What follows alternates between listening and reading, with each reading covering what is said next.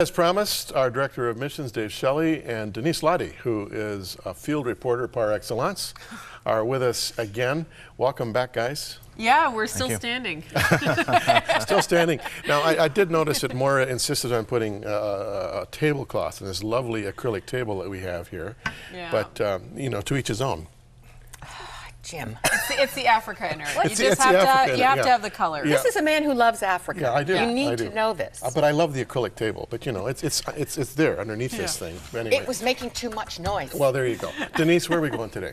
Well, today we're going to two areas that are very vital in Africa: education and agriculture. And we've been bringing you stories this week about what Crossroads Missions, the partners we found on the ground, and what they've done with the investment Crossroads donors have given them.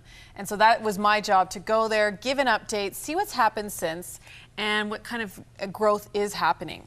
And this is one of the most needy areas of Africa right now, Dave. Would you? I mean, you're in all parts of Africa, as am I, but this has got to be one of the neediest. Yes, it is, and we've tried to bring some really uplifting reports on how investment dollars from our donors have been used, but I call this emergency development because we could have shown the problems that children have because of the dirty drinking water that where they dig a little hole beside a swamp to get their water. We could have shown malnourished children, the child-headed households, that we could have focused only on them, but the people who are waiting for this kind of help. And this for sure. Yeah, and that's important, David, because when we were discussing doing these reports, and the whole point of going out here and telling these kind of stories, we really did not want to manipulate the viewer and just show images that would shock and make people. We didn't want people to respond out of that. We wanted people to respond out of hope, and that is why we've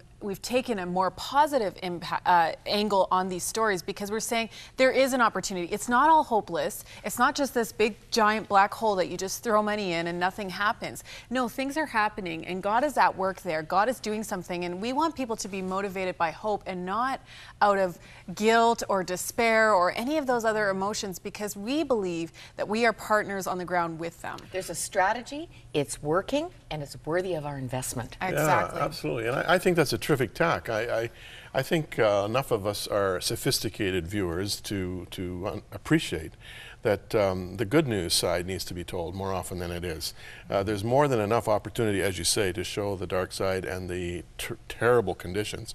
But at Crossroads, friends, you are partnering with us all here in making a major difference in various parts of the world, and Northern Uganda is one of them.